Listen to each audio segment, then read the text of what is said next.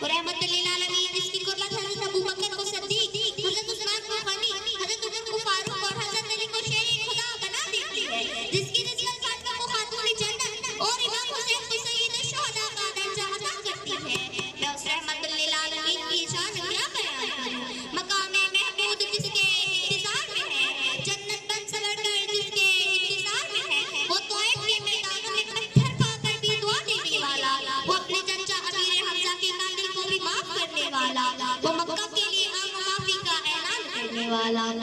میرا رب جنہیں حبیب کہے، خلیل کہے، کبھی طہا کہے، کبھی یاسین کہے، مزمل کہے، ہاں صدر علی وقار اسی رحمت للعالمین کو امت کے درد میں سجدوں میں روتا ہوا دیکھتے ہیں، مگر افسوس آج اس کی امت تفرقوں میں بٹی ہوئی ہے، ایک دوسرے کے لیے دلوں میں نفرت بھر چکی ہے۔ آج امت محمدی کو ایک ہونا ہوگا، جس طرح لب سے لب ملتے ہیں نام محمد کے سبب، جس طرح لب سے لب ملتے ہیں نام محمد کے سبب، کاش ہم سب مل جائیں اس نام محمد کے سبب۔